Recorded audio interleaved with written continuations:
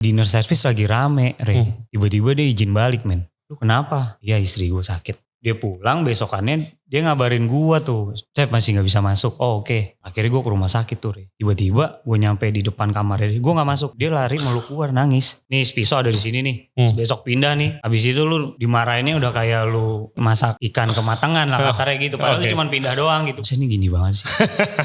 Diomelin mulu lah, gue gini salah gitu salah. Akhirnya gue lagi ambil barang di walk-in chiller. Terus gue nangis, anjing nyokap gue jauh, keluarga gue jauh. Terus CDP gue masuk dong. Hey chef, Wim crying. Apa?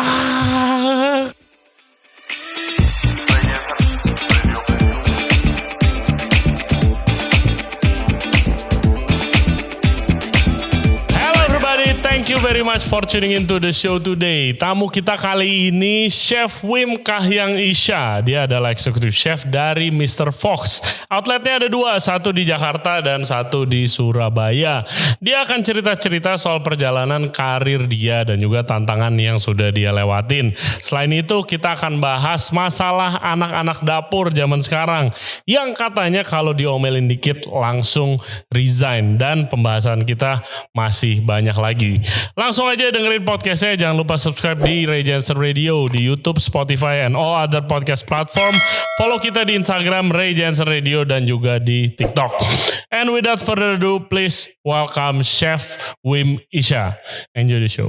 Oke guys, kita sudah ditemani sama Wim Kahiyang Isha, eksekutif chef dari Mr. Fox di Jakarta dan Surabaya. Apa kabar, men? Baik, Ray. Thank you udah diundang ke sini. Oh, sama-sama. Lu lagi sibuk apa, men, sekarang? Sekarang sibuk ya di Mr. Fox Jakarta sama Surabaya. Kebetulan gua kan ya ngejabat eksekutif chef.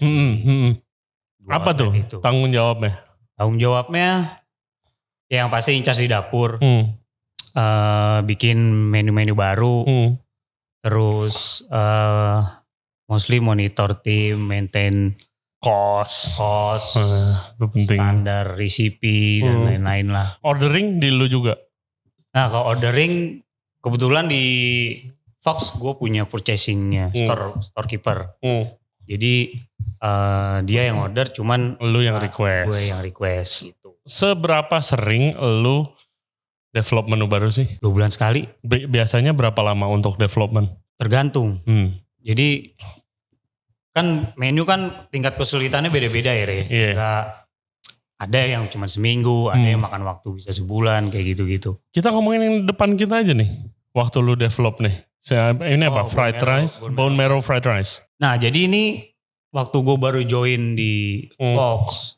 Terus mau ada food promosi, kebetulan maunya Indonesia waktu itu. Karena waktu sebelum gue join tuh mendekati bulan puasa. Kan biasa lah orang puasa kan promo menu Indo. Promoin menu Indo lah, semua juga pasti kayak gitulah. Terus akhirnya nah ini gue gara-gara gue makan nasi goreng. Pinggir jalan. Barulah terus gue buka-buka chiller kan. Taunya ada bone marrow. Ya udahlah akhirnya gue bikin lah bone marrow. Jadi bone marrow.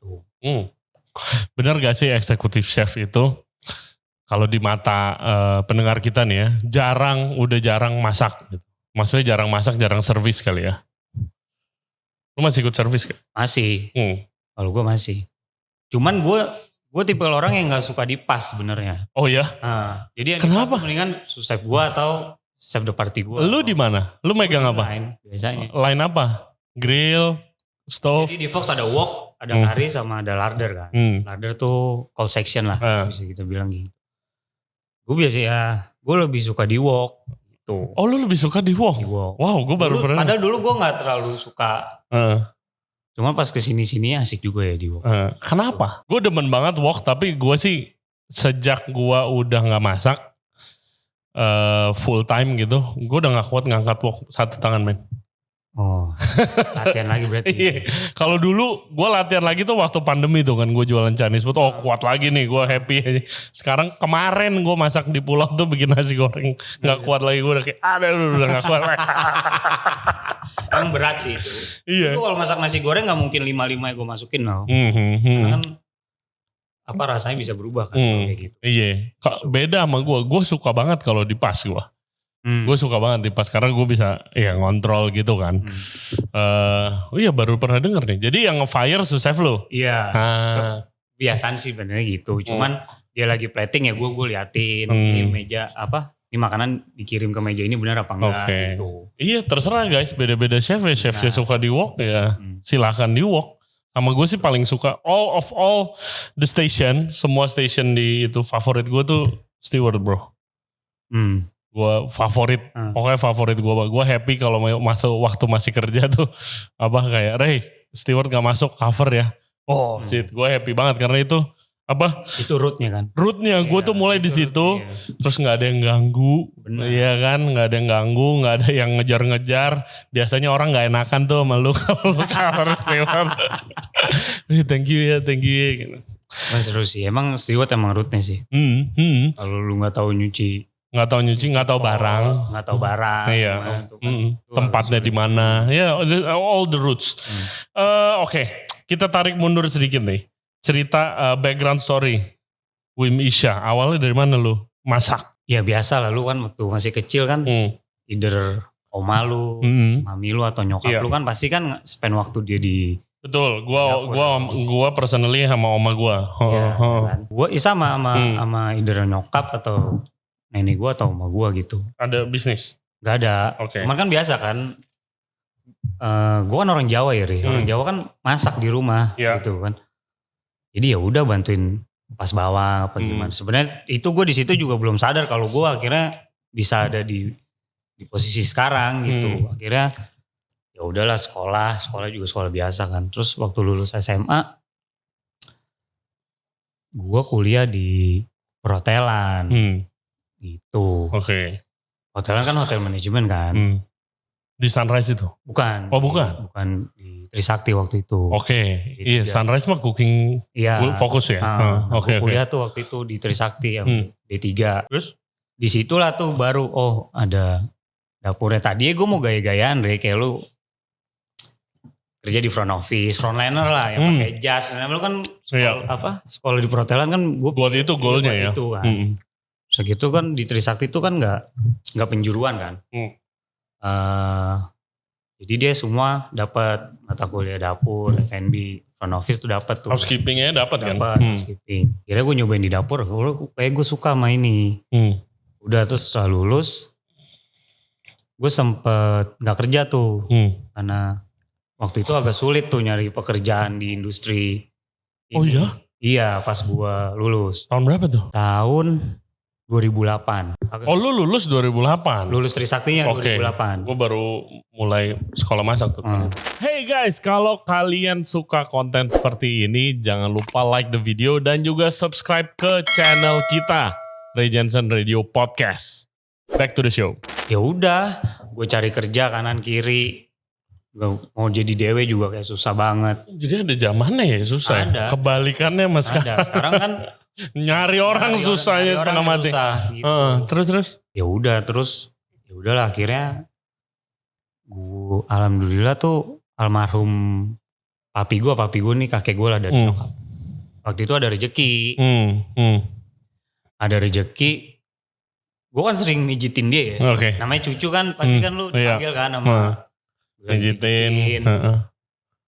Terus gue bilang sama dia ada sekolah masak di Singapura. Tadinya gue ada dua pilihannya.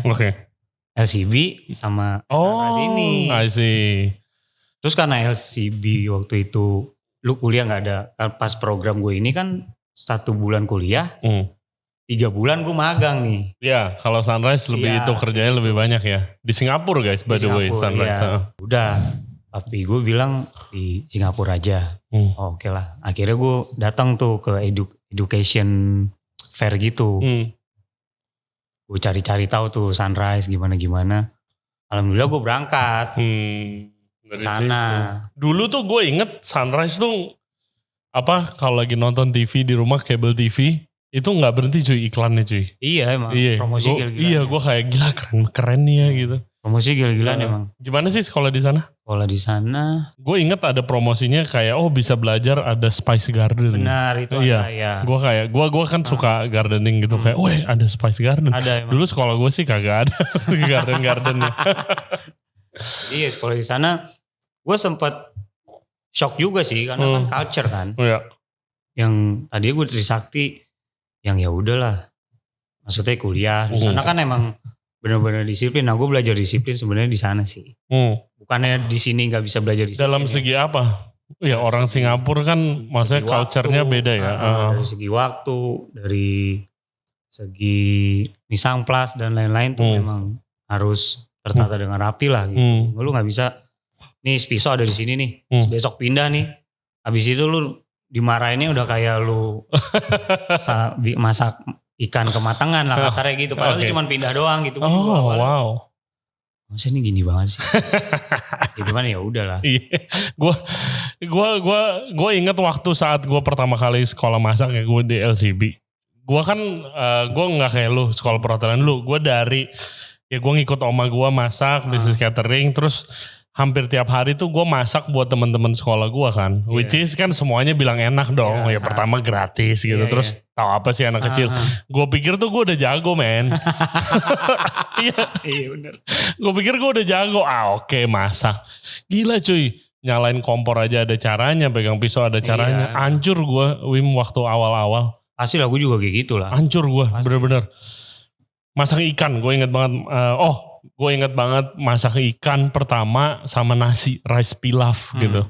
Jadi rice pilaf itu guys, nasi pakai chicken stock dimasukin ke oven. Gampang banget sebenarnya. Tapi gue belum biasa, gue goreng ikan, gue abis digoreng masukin oven, abis itu bikin saus sama garnish kan. Jadi itu nasi sama ikan di oven tuh. Angus dong. Angus. Ikannya keras banget itu segala macam dibuang sama chef gue. Terus abis itu hari Jumat. Hari Sabtunya ada kelas kayak bikin another version of rice pakai poached chicken. Karena gue takut angus, gue pakai api kecil banget kan. Terus ovennya gue pikir gue kecilin biar gue nggak gosong. Mentah bro. Abis udah belajar dari pengalaman lu deh. Iya, mentah gara-gara nggak cukup panas. Terus habis itu chef gua kayak oke, diambil makanannya terus ditaruh di kulkas dari oven nih. Mendingan lu masak di sini aja, nggak ada bedanya. Anjing, hancur men. Gue bilang sama chef gua di luar jam sekolah gitu. Gue bilang gue sangat struggle nih ngikutinnya. Gue takut nggak lulus. Gue bilang. Iya sih, waktu gue juga gitu sih. Karena kan udah gitu. Dikirim ke sana kan gak murah ya. Iya. Ya itunya. Aja, ya kan. Anjir nih gimana ini kalau gue juga gak lulus. Gue juga ada ketakutan itu waktu sekolah di sana. Diomelin mulu. Gue mau bangun pagi udah kayak anjing gue salah apa ya hari ini ya gitu. Lu mau datang kerja deg-degan pokoknya gitu. Dan gue pernah nangis di chiller. Sekarang lu tinggal di Singapura kan. Iya. Keluarga gak ada. Ini waktu lu kerja atau sekolah nih? Kan jadi programnya kan 1 bulan gue sekolah. 3 bulan nih gue kayak training gitu lah. Nah waktu gue training tuh gue sempet nangis di dalam chiller. Oke. Karena kan chefnya ngomel-ngomel mulu. Namanya kita baru join di mana join di dapur kan. Diomelin mulu lah, gue gini salah gitu salah. Akhirnya gue lagi ambil barang di walk-in chiller. Terus gue nangis, anjing nyokap gue jauh, keluarga gue jauh. Nih gue kerja di rumah. Terus CDP gue masuk dong. Ke dalam chiller. Lu tahu gak dia bilang apa? Hey chef, Wim crying. Apa? Terus gue keluar chiller tuh, walk-in chiller sambil bawa ingredients yang gue bawa tuh. Ya gue diem aja tuh, chef gue di pas ngeliatin gue aja. Terus habis selesai service gue dipanggil. Ya dia intinya bilang, ya lu harus kuat gitu. Tahu keluarga lu ngirim lu ke sini tuh exactly lot of money. Dia bilang gitu kan. Iya, exactly. Iya, itu udah most important thing. Yang gua agak tersentuh sih, bukan tersentuh lah, dia bilang lu ada talentnya Wim, dia bilang gitu. Makanya gua enggak mau lu fail, dia bilang. Oh ya udah, dari situlah tuh gua oh ya udah emang gini dunianya gitu. Lu mau ambil apa lu mau pulang nih kan gitu pilihannya kan. Kalau lu pulang ya udah lu tahu lu Ya lu nggak tahu ujungnya nih, ya kan udah. Tahu lah mau jadi apa gitu, nggak tahu lu mau jadi apa.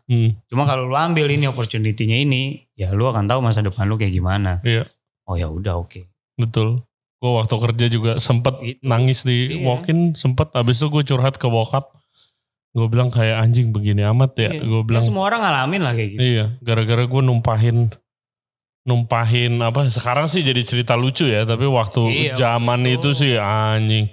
Gue numpahin demi glass 30 menit sebelum servis di restoran. Bikinnya udah berapa lama itu? 2 hari bikinnya. Tuh kan lucu kalau sekarang anjing. Sekarang bahan ketawaan ya. 2 hari bikinnya, gue 30 menit sebelum servis, abis briefing. Mau buka, gue kerja di restoran 2 Michelin Star. L'Atelier de Jules Robuchon. Si chef gue minta tolong naikin nih. Dari bawah, abis di strain ke stove. Mau servis kan. Udah di reduce, udah kental lah, udah perfect. Gue minta tolong, bantuin gue dong. Gak ada yang mau, lagi sibuk setup station. Gue pikir gue kuat kali ya. Anjing kepleset gue jatuh, udah panas banget. Gak ada yang ngomong, cuma kayak mesem-mesem ketawa semua doang gitu. Terus chef gue baru masuk habis briefing keluar. Suara apa tuh? Wah pada nunjuk gue, wah anjing cuma dibilang oke. Panggil maitre d'-nya, restoran manajernya dipanggil. Jadi kan Robuchon kan paling terkenal pomme puree-nya tuh. Pomme puree which is sama demi-glace nyajiinnya. Semua orang yang datang ke sana guys, gak mungkin gak pesan ekstra karena seenak itu. Dia paling famous. Iya emang. Terus habis itu dia lihat sisanya, sisa berapa porsi. Gue kayak, segini chef. Oke, panggil manajernya, kita cuma ada segini. Habis itu kayak dia bilang, Ray, gue gak tahu ya. Restoran ini dalam sejarah puluhan tahun buka pernah sold outin gak itu pomme puree kecuali hari ini. Anjing gue kayak gue langsung ke walk-in, gue nangis aja gimana nih fuck. Gue curhat ke bokap gue malamnya, terus kayak bokap gue bilang ya itu dunianya kalau kamu mau terus ya kan, ya udah terima. Emang kayak gitu. Betul ya kan. Which is thank God gue nggak itu, dan banyak cuy. Gue intern kan masuk di sana sama satu cewek nih, dia orang Brazil kalau nggak salah. Lagi awal, nah hokinya gue kan ditaruh di cuci sayur, di area steward gitu, gue cuci sayur. Dia langsung ditaruh di appetizer. Ini yang dari ini si cewek ini. Lagi service lunch, dia lagi bikin salad. Plating kelamaan, ditimpuk lemon sama chefnya, nangis pulang nggak balik lagi. Terus udah ya dia nggak jadi chef sekarang gitu. Maksud gue ya itu kalau lu quit lu nggak tahu ujungnya di mana. Pasti ada pilihannya lah itu. Bukan pilihan kan maksudnya. Gue juga kalau dulu gue milih pulang nggak kuat sama tekanan di sana juga. Ya gue nggak mungkin ada di podcast Ray Jensen sekarang lah. Of course gitu. Of course. Nah let's dibalik sekarang. Gue kan udah lama nih nggak di service dan nggak di kitchen full time lah ya. Gue di kitchen konsultan, kalau nggak pop up, which is itu come and go kan. Bener gak sih kalau misalnya sekarang anak-anak tuh lebih dari segi mental yang lu omongin barusan lebih rapuh gitu, lebih nggak kuat, lebih kayak fuck, gue cap saja deh. Lu merasakan seperti itu gak? Tergantung orangnya sih. Kalau itu. Ya dulu ada lah yang kayak gitu di tempat kerja gue juga ada yang kayak gitu. Diomelin sama chefnya. Terus tiba-tiba besok atau berapa bulan kemudian dia ngundurin diri gitu. Sebenarnya gue juga pernah ngalamin itu. Gitu. Cuman ya kalau gue bilang anak sekarang kayak gitu juga ada juga kok yang mentalnya juga kuat. Dan gue tuh punya pengalaman sih Ray. Pengalaman nih menurut gue yang jadi titik balik gue sih.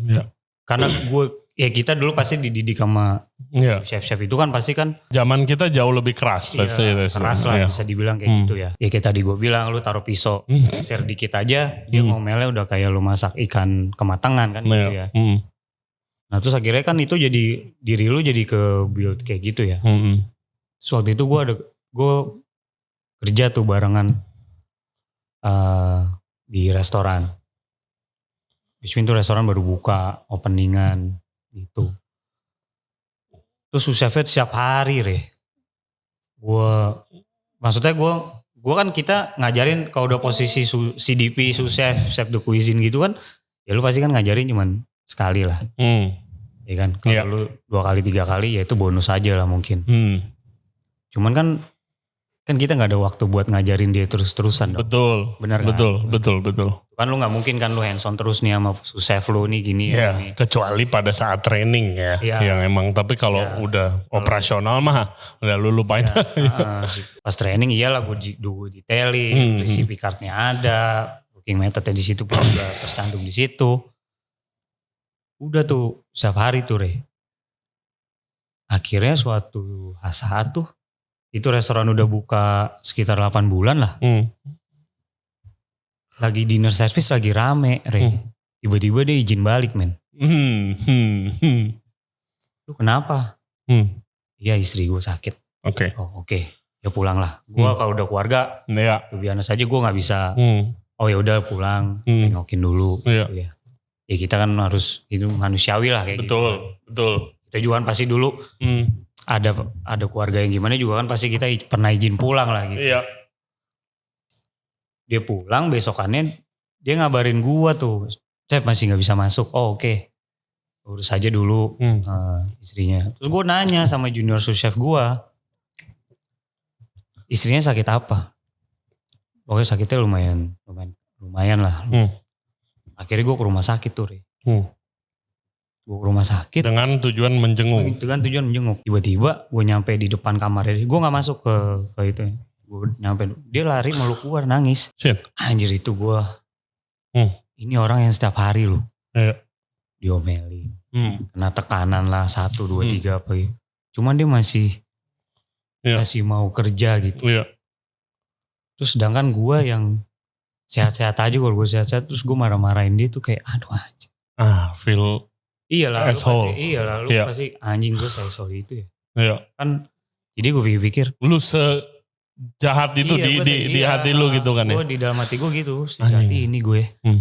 Dari situ gue udah akhirnya gue lama-lama soften. Iya. Wah, what happened to that guy? Nah, sekarang sih mereka alhamdulillah sehat-sehat aja gitu. Pas mungkin coba lu bayangin itu posisi kita tuker gue yang begitu. Mungkin gue udah gue resign aja deh, gue mendingan gue take care ini dulu. Pasti kan kayak gitu kan. Ini dia enggak gitu. Padahal dia masih muda juga. Makanya tadi gue konekin sama lu pertanyaan yang zaman sekarang agak rapuh. Sebenarnya sih tergantung orang ya lah kalau menurut pendapat gue ya. Itu gak semuanya. Kita kan gak bisa mukul rata semuanya kayak gitu. Waktu itu gue punya pengalaman yang kayak gitu. Wow, what a story man. Crazy. Oh iya itu turning point lu ya. Iya turning point gue itu. Dimana lu gak bisa sekeras itu lagi gitu. Sekarang juga udahlah. Ternyata yang kayak gitu tuh gak nyelesain masalah juga.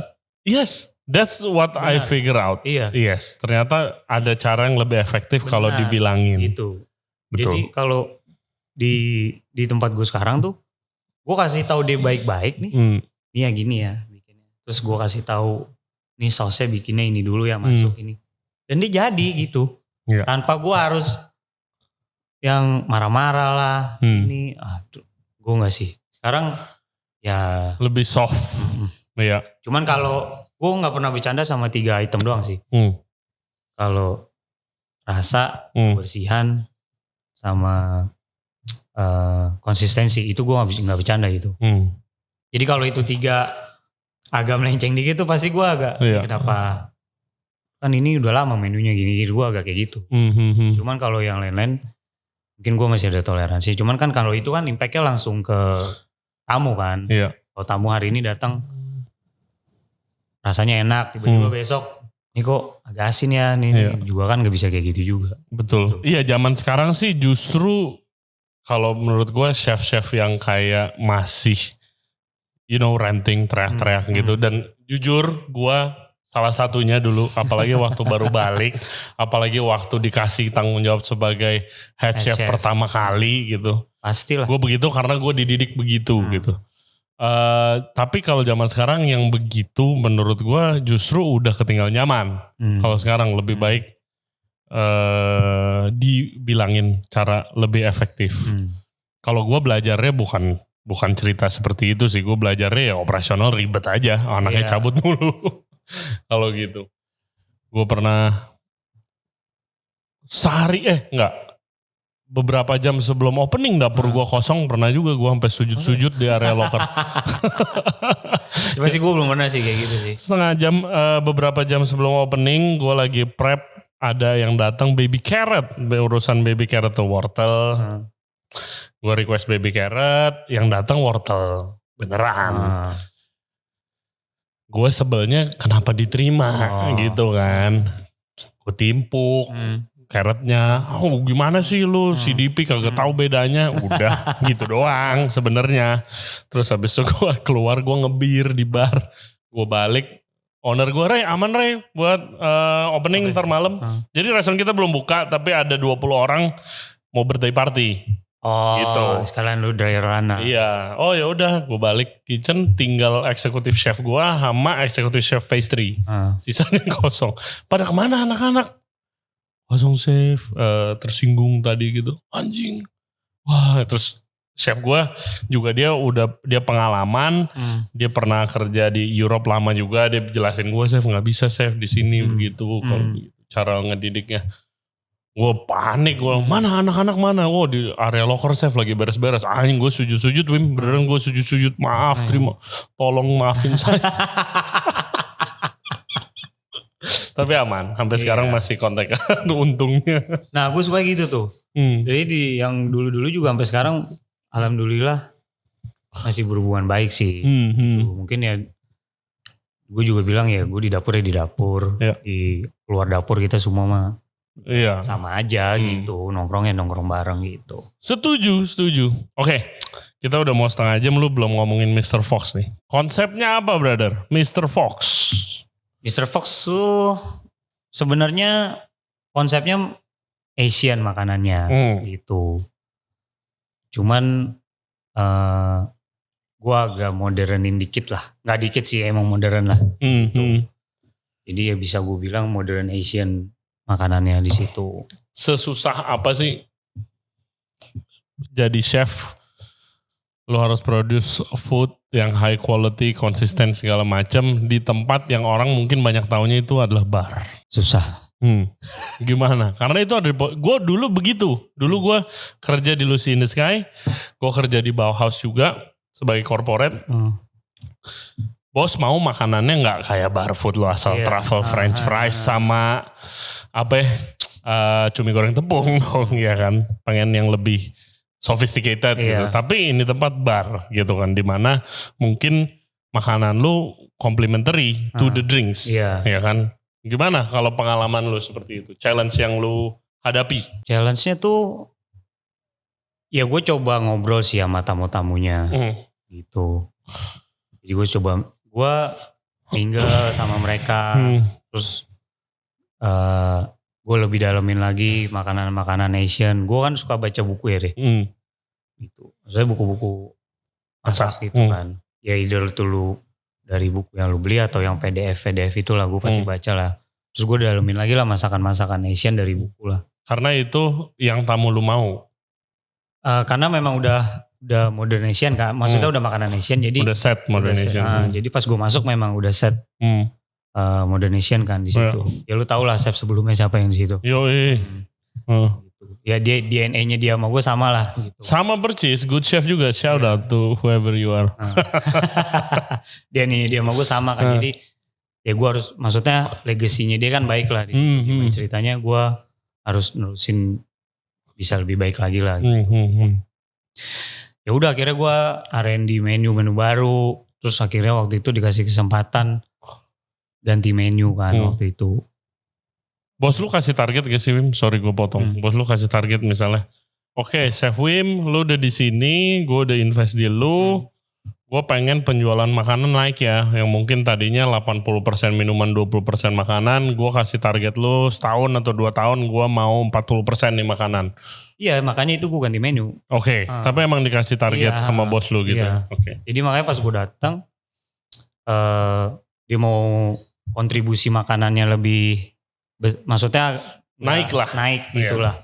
Naik, makanya ganti menu kan. Udah tuh ganti menu R&D. Nah challenge-nya pas di R&D-nya itu sih Rey, kan gak semua makanan yang lu buat tuh lu pun sendiri juga ada confidence ya kan. Ini kira-kira nih kayak gak bisa nih. Iya. Jadi ulang lagi itu sih yang begadangnya di situ tuh.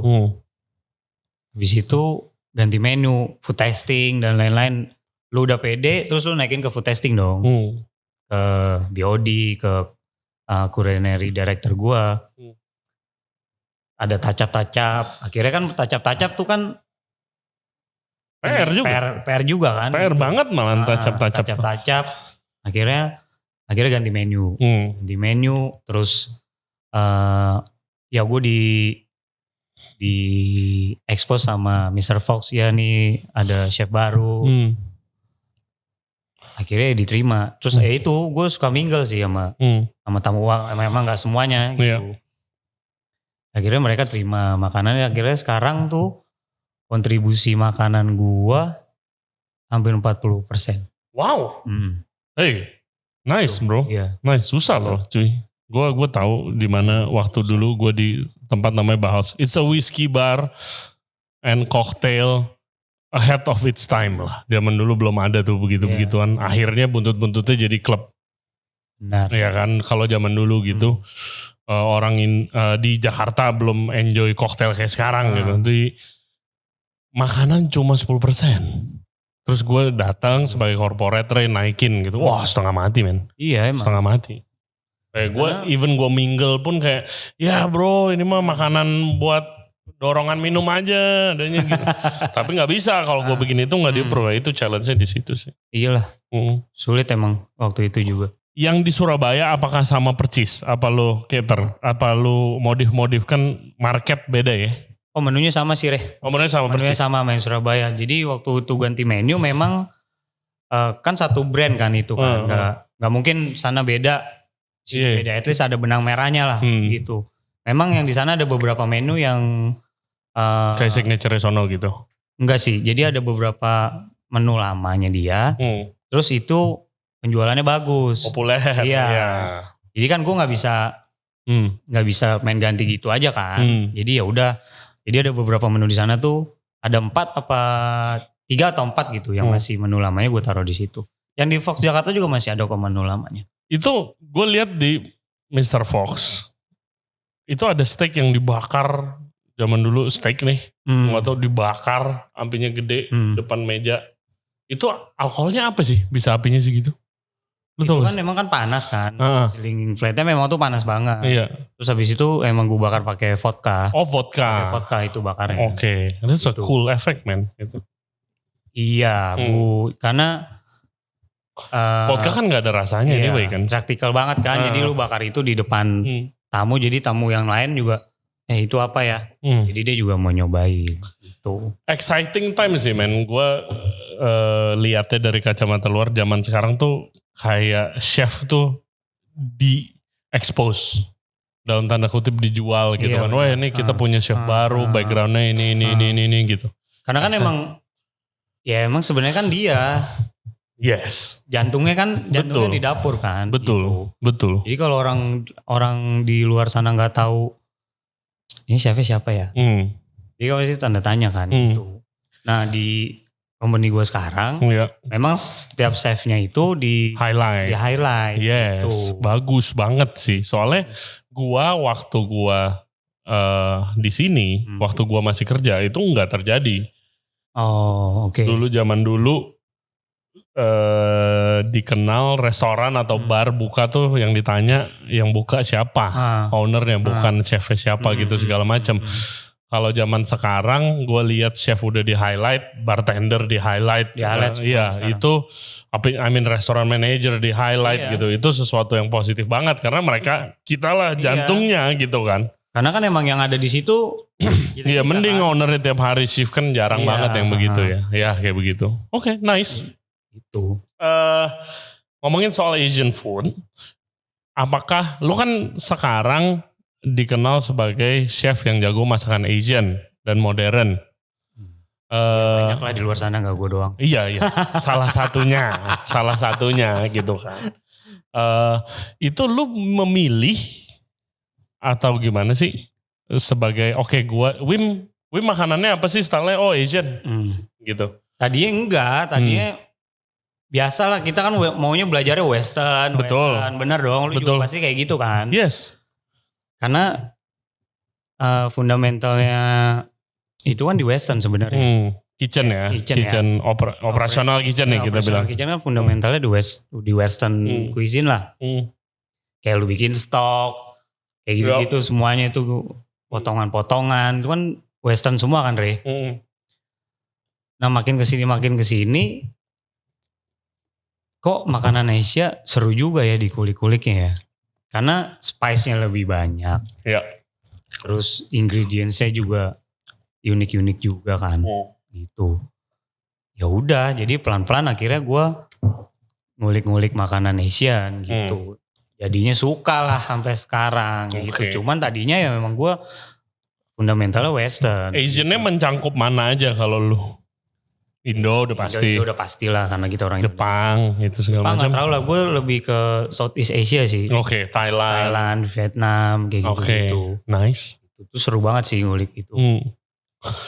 Terus sampai lu ngelakuin itu terus sampai lu sampai sekarang masih. Iya. Kayaknya gue bakalan di Asian food aja deh. Soalnya seru sih. Seru. Kalau gua tuh lagi tahap waktu dulu sih abis restoran gua tutup tuh gua lagi tahap gua enak banget bikin bumbu halus. Gua bilang gila gua enak banget bikin bumbu halus karena kalau itu restoran Indo kan semuanya perlu bumbu halus gitu kan. Pasti. Iya. Kalau gue sekarang gue pengen concern ke French sih, tapi I think marketnya di Jakarta di luar event dan beberapa restoran mungkin kepentok sama harga sih kalau makanan Prancis ya kalau lu mau otentik. Italia lebih itu. Sekarang banyak banget. Italia mah pasti diterima. Gitu. Ya bukan berarti lu nggak bisa masak Western kan itu tuh. Iya, cuman kan belajar basicnya aja. Cuma kalau lu suruh gue bikin yang otentik, ya tangan gue gak kenal lah. Kayak misalnya, kalau gue pernah ditanya gitu kan, makanan lu apa sih Ray? Gitu. Kalau lu akan confident, gue Asian. Iya. Oke. Gitu. Cuman emang, ya gue banyak sharing sama teman-teman gue yang makanan di satu DNA sama gue sih gitu. Makanya jadinya gue nemu circle itulah, jadi gue ngobrolnya sama mereka, sharing sama mereka. Lebih nyambung ya. Apa yang paling seru men dari Southeast Asian food? Menurut gue ya, Indo seru. Indo seru banyak aja tapi. Indo seru, Thailand seru, Vietnam seru. Gue belum pernah maksudnya explore makanan di Thailand secara detail gitu, pengen banget gue cuy. Gue juga gak explore sampai kayak gimana, gue dari buku sih Re. Dari buku nih gue basicnya. Terus habis itu gue ngembangin sendiri gitu. Karena ya gue tau lah buku kan, orang bikin buku pasti ada researchnya kan. Iya dong. Gak mungkin dia bikin resipi main taro-taro gitu aja gitu. Beda sama yang ada di Google yang kadang-kadang. Ya itulah maksud gue tujuannya ke situ sih. Akhirnya kan memang. Jadi kalau buku kan beneran gitu. Betul. Jadi gue coba resipinya. Ini kok enak juga ya gitu. Baru habis itu gue kembangin gitu. Gue kembangin terus gue taruh, kalau diterima di market gue taruh di menu gitu. Rekomen dong ke listener kita buku-buku yang lu baca. Gue kebanyakan sekarang baca bukunya sih kayak misalnya Peranakan Cuisine kayak gitu. Terus buku-buku di masakan Thailand kayak gitu-gitu aja sih Re. Gak ada spesifikasi ininya siapa tuh, gue gak ada. Jadi gue lihat masakan Asia nih yang kira-kira gue serak, pasti gue langsung nih gue beli. Akhirnya gue baca kayak gitu. Oke. Nice man. Lu pernah kayak explore lu kemana gitu gak, belajar makanan tradisionalnya? Ya Thailand iya lah waktu itu. Terus, kemana lu? Bangkok doang. Oke. Udah Thailand doang, Singapura lah karena gue lama di sana kan. Singapura kan hawker centernya the best. Ngeri itu. The best. Gitu. Nah mungkin karena gue dulu di Singapura makanya gue gampang jatuh cinta mungkin sama makanan Asian gitu. Karena kan Singapura kan semua di sana Iya semuanya, Ada kan, semuanya gitu. banyak. It's a melting Iya, pot. iya. Indianya enak Benar, banget, Indianya juga otentik. enak. Singapura hawker, chili crab, Iya, wah. peranakannya juga di sana rasanya. Yang dibilang peranakan cuisine, ini buat orang yang masih bingung mungkin dengerin kita. Itu mencangkup apa aja sih? Malay gue tahu. Malay, Singapura. Singapura sama Chinese kan influence-nya Oke. dari Chinese kan. Iya udah pasti. Itu. Iya makanan campur-campurnya Iya. Singapura sama Malay itu ya Iya, yang dibilang peranakan itu. cuisine ya. Oke. Kalau Indo-Chinese food itu nggak termasuk berarti peranakan cuisine? Setahu gue termasuk deh. Termasuk juga. Kan banyak banget Iya tuh. banyak. Waktu gue ke China gue sangat surprise gue nggak ketemu tuh apa udang telur asin. Terus? Nggak nemu. Gue mau mesen salted egg with prawn. Gue bilang, no. Nggak ada. Mungkin udah kasih. Udah makanan Chinese Indo gitu. Chinese Indo benar. Iya, gitu. Oke, bro. Sebelum kita masuk ke pertanyaan dari follower and listener kita, mungkin gue mau nanya sama lu, next project bro, ada apa men? Lu udah megang 2 nih, udah lumayan lama. Next lu mau ngapain lagi? Nextnya tahun depan ada salah satu project juga sih, gitu. New konsep resto, gitu. Asian dong pasti. Asian pasti, udah pasti Asian. Alhamdulillah dipercaya sama bos. Mantap. Jadi dibukain satu tempat. Exciting. Cuman gak tidur aja, biasa. Kan harus nyari referensi banyak kan. Iya. Gitu. Lu bakal jadi apa kalau boleh tahu lu bakal jadi chef owner kah atau apa di sana? Nggak, executive chef aja. Executive chef. Cuman tapi benar-benar from scratch. Iya dari scratch gitu. Jadi dapur gue yang setup gitu-gitu. Ya sama culinary director gue lah, gue tektokannya sama dia. Cuman Fox tetap lu pegang. Tetap gue pegang karena first baby kan. Gitu. Yang ini terus akhirnya dibukain yang ini lebih fokus ke makanan lah intinya gitu. Gue belum bisa cerita banyak juga. Iya. Oke, good luck bro. Thank you. Jangan lupa undang kita. Pastilah. Nanti kita podcast lagi kalau Pasti. buka. Rencananya gitu sih. Pas buka gue mau podcast sama lu sih. Siap, pasti. Kalau di tempatnya dong. Boleh dong. Oke. Stay tune ya guys, tahun depan nih mungkin tempatnya Chef Wim. Oke, kita masuk ke pertanyaan kalian. Thank you very much for the questions guys. Keep them coming. Yang paling menarik kita tanyain ke guest kita. Oke. Chef Wim Kahiyang Isha, pertanyaan pertama dari @wahyu90311. Apa tujuan akhir dari seorang chef? Gila, dalam banget. Buset. Tujuan akhir mau kemana sih? Tujuan akhir, ya ini kan tahun depan ada project yang tadi gue barusan bilang. Cuman tujuan akhir, ya gue mau punya sesuatu hal yang baik gue sendiri lah. Yes. Gitu. Itu pasti cita-cita seorang chef di mana-mana. Semuanya. Pasti restoran. Gitu, nggak gede, cuman udah pasti standar. Nggak gede, ya karena ribet. Nggak gede, yang penting ingredientsnya oke, fokus ke makanan, ya kan, simple. Pasti dekornya mau simple, ya kan, nggak mau yang ribet. Kayaknya lu tahu isi hati gue ya, Re. Tahu isi hati itu SOP bro, ya kan, SOP semuanya kan. Amin. Thank you. @shakocoffee.id. Dari pressure dan drama-drama di kitchen, gimana cara chef maintain mental health? Drama apa dulu nih? Ya maksudnya pressure kali ya. Kalau drama mah selalu ada bro. Kalau selalu ada lah. Drama tuh lifebloodnya men. Benar. Kalau sepi-sepi aja ada something wrong. Kok sepi amat nih grup nih. Benar. Gimana lu maintain mental health dari pressure kerjaan? Kalau sekarang gue lebih habisin waktu sama keluarga gue sih. Gitu. Dia udah ada anak kan. Iya. Jalan-jalan sama dia. Gitu. Terus gue coba kenalin dia masak sih. Wih. Di rumah. Gitu, apa? Yang simpel-simpel aja Rara. Anak kecil makannya apa sih? Pasta kan. Ya gue beli. Anak lo berapa? 6. Oke.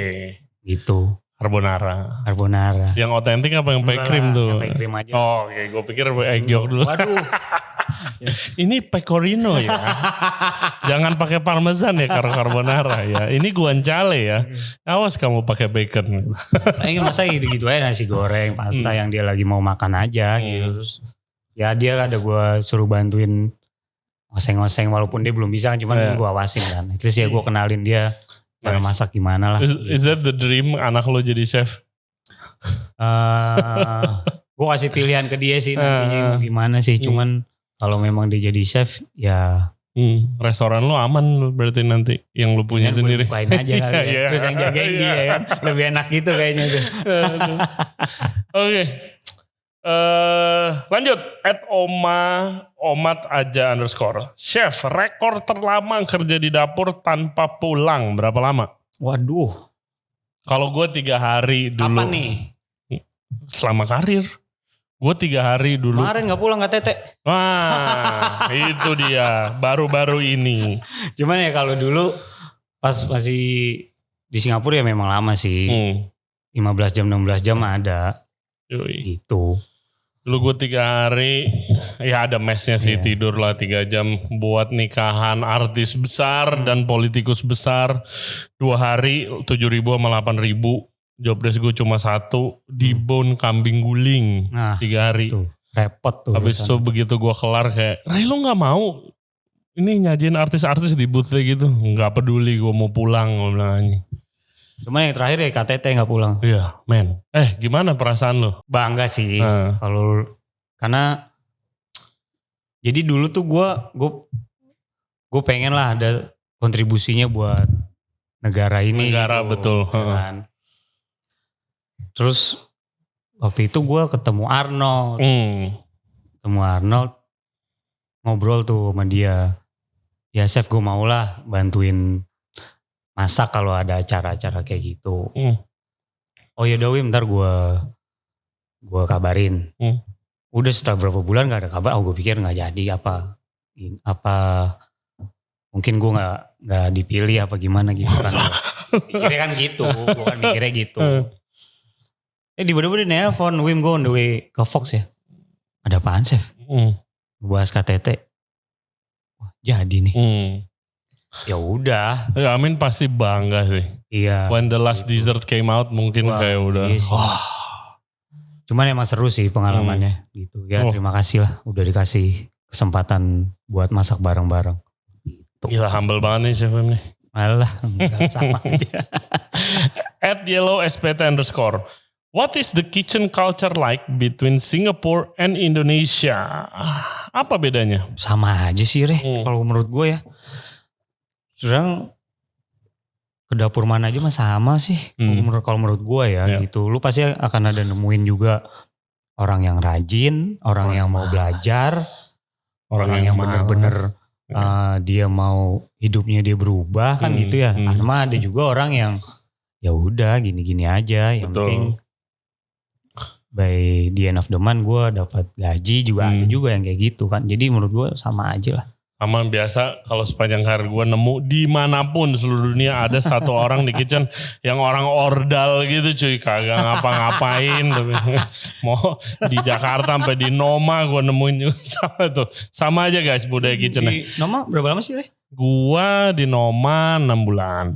Terus habis itu pindah ke Kado. Itu 6 bulan lagi. Waduh keren banget bro. Ngeri itu. Gue di sana belajar what it takes to be number one. Terus gue juga belajar gue gak perlu deh kayaknya jadi number one.